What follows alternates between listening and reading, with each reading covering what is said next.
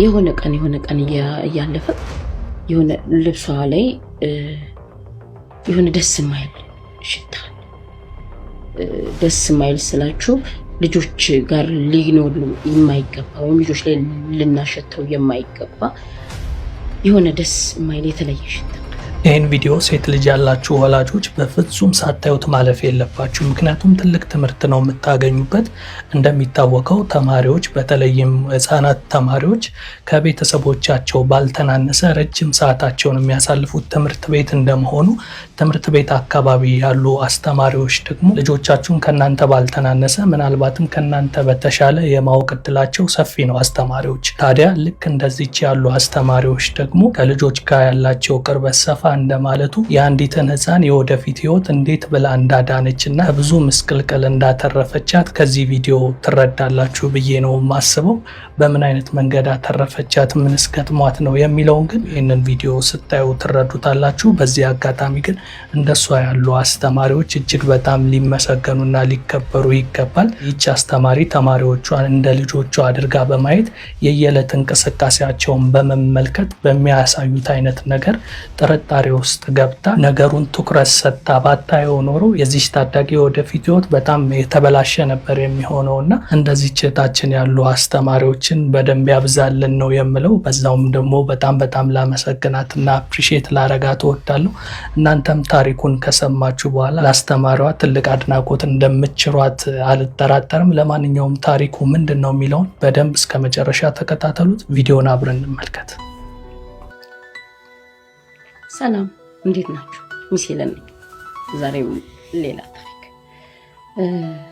ይህም ከአመታት በፊት በወቅቱ የነበርኩት የሶስተኛ ክፍል ሆምሩም ቲቸር ነበርና ከነበሩት ሴት ተማሪዎች ውስጥ አንዷ ልጅ የሆነ ነገር ማስተዋል ጀመርኩ።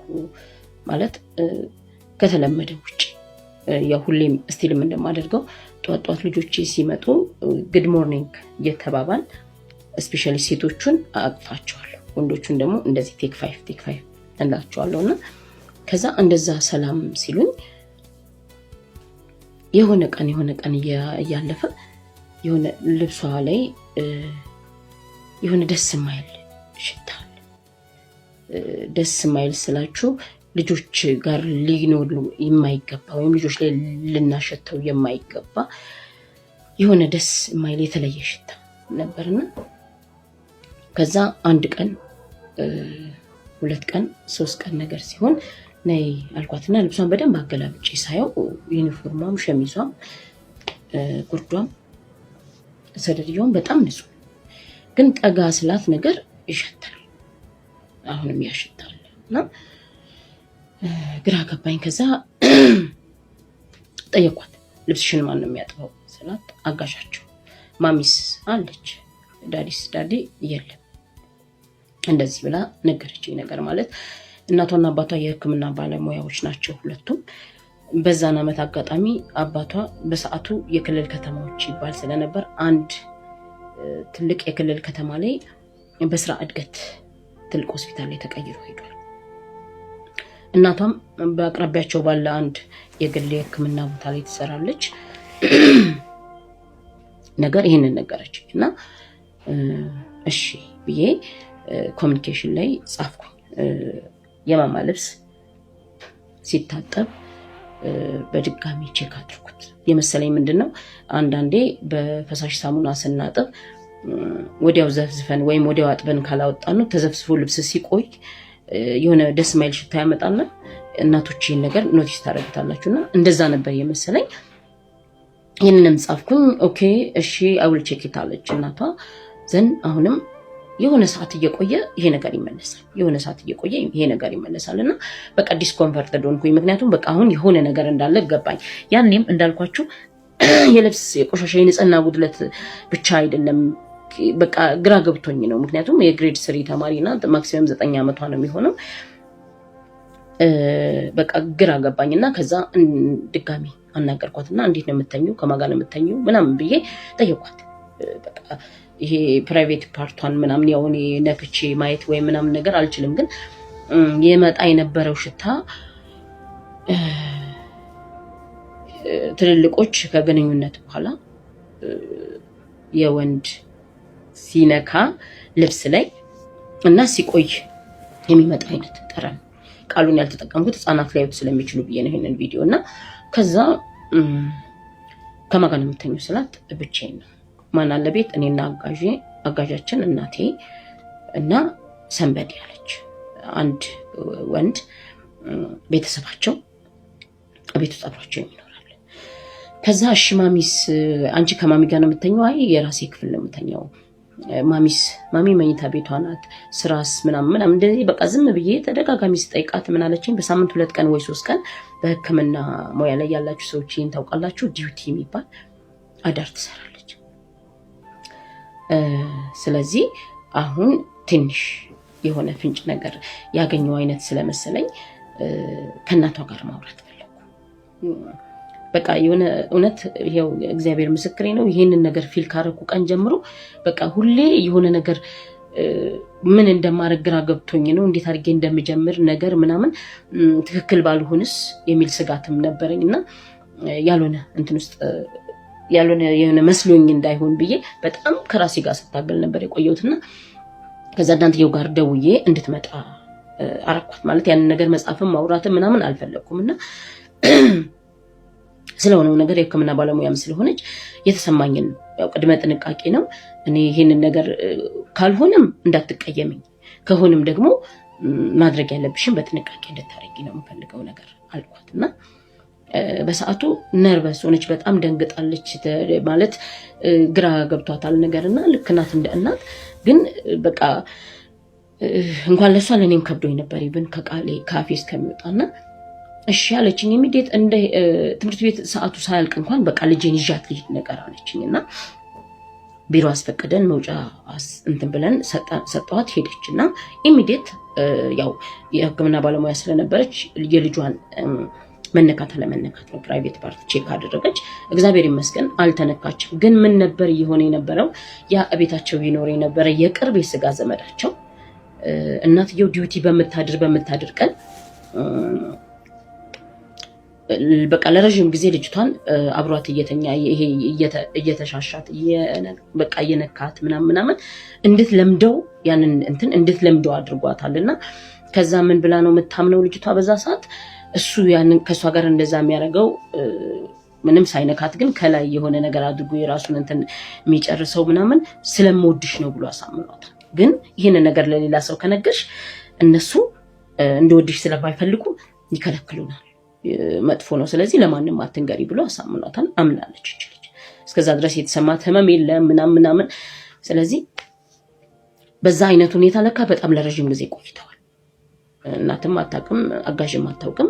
የልጅቷና የሱ ሚስጥር ነው። ያው ህፃናት ሚስጥር ነው ካልናቸው የምርም የሚጎዱበት ወይ የሚጠቅማቸው ነገር መስሎ ከተሰማቸው ሚስጥር ይጠብቃሉ። እና ይሄ ነው የሆነው። እናትየው በጣም ረጅም ለፍታበት ታግላ እንዳልተነካች እንዳልተደፈረች ካወቀች በኋላ ግን ከምን የተነሳ ይሄ ነገር ሊሆን ቻለ የሚለውን ከአንዳንድ እሱ ሊሆን እንደሚችል እርግጠኛ ስለነበረች ልጇን በምትችለው አቅም ሁሉ ተጠቅማ አሳመነቻትና ልጇ ነገረቻት። ከነገርንሽ አንቺም ዳዲም ወይም ሌላም ሰው እሱን እንዲወደኝ ስለማትፈልጉ አብረን እንድንተኛ ስለማትፈቅዱልን ተደብቆ ማታ ነው ክፍል ይመጣና ይተኛል።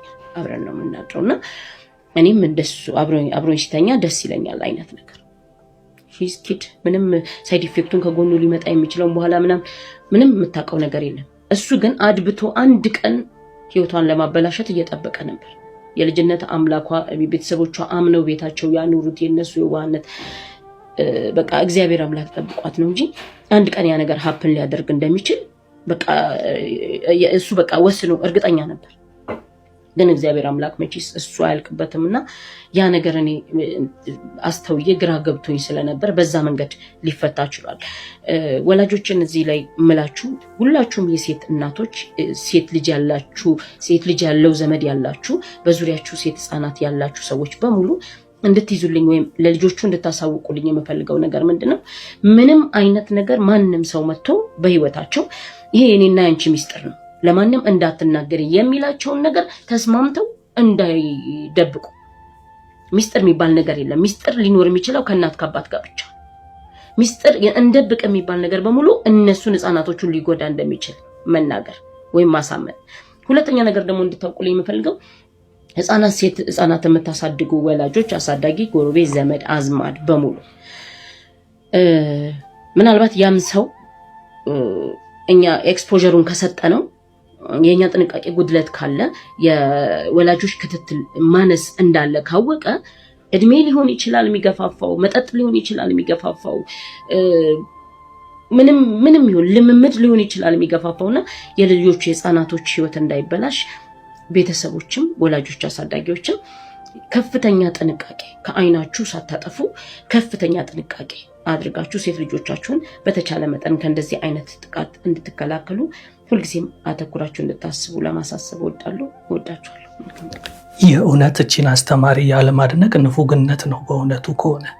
ምክንያቱም አሁን ይህች አስተማሪ የተማሪዎቿን ሁኔታ በትኩረት የምትከታተል በመሆኗ ነው እንግዲህ ይቺ ልጅ የተረፈችው እንጂ ይሄ ነገር በየጊዜው በሚቀጥልበት ሰዓት አንድ ቀን ሌላ የከፋ ነገር የመድረስ ቻንሱ ሰፊ ነበር የሚሆነው። ይህች አስተማሪ የዚችን ታዳጊ ህይወት ብቻ አይደለም የታደገችው፣ ይህን ታሪክ ወደ ሚዲያ አውጥታ እንግዲህ መናገሯ በራሱ በብዙዎች ዘንድ እንደ ፍርሃት የሚቆጠር ወይም ደግሞ ብዙ ልጆች ላይም ይህ አይነት ነገር ደርሶ ሊሆን ይችላል። ምክንያቱም እንዲህ ያሉ ነገሮች በግልጽ የሚነገሩ ስለማይሆንና ህጻናቶችን በቅርብ ሰዎች የሆነ አይነት ጥቃት በሚደርስባቸው ሰዓት ለመናገርም ስለሚፈሩ ያንን ጥቃት ተሸክመውት እንደ ትሮማ ሆኖባቸው ሲያድጉም ትልቅ ተጽዕኖ ይፈጥርባቸዋል። የወደፊት ህይወታቸው ላይም ትልቅ ጫና የሚፈጥርባቸው እንደመሆኑ ይሄ ለብዙ ወላጆችም የማንቂያ አይነት ደውልም ነው። ልጆቻቸውን በደንብ እንዲከታተሉ እንዲሁም ሌሎችም አስተማሪዎች ደግሞ ከሷ ተሞክሮ በዙሪያቸው ያሉትን ተማሪዎች በደንብ ቀርበው እንዲመለከቷቸውና የየዕለት ባህሪያቸውን በማየት የተለወጠ ነገር ወይም ለየት ያለ ነገር ሲያዩ ልጆቹን ቀረብ ብለው እንዲጠይቁም የሚያነሳሳ ቪዲዮ እንደመሆኑ ይሄንን ቪዲዮ ለብዙ ሰዎች ሼር ብታረጉበት ብዙ ሰው ይማርበታል ብዬ አስባለሁ። በተለይ ደግሞ ሴት ልጆች ላላቸው ወላጆች ይበልጥ ይጠቅማቸዋል ብዬ አስባለሁ። እናንተስ ከዚህ ቪዲዮ ምን ተማራችሁ? በዚህ ቪዲዮ ዙሪያ ያላችሁን ሀሳብ አስተያየት ከስር ጻፉልኝ። ነገ በሌላ አስተማሪ ፕሮግራም ዳግም እስክንገናኝ የዛሬን እዚህ ላይ አበቃው። የእናንተው ይላ ነበርኩ። መልካም ጊዜ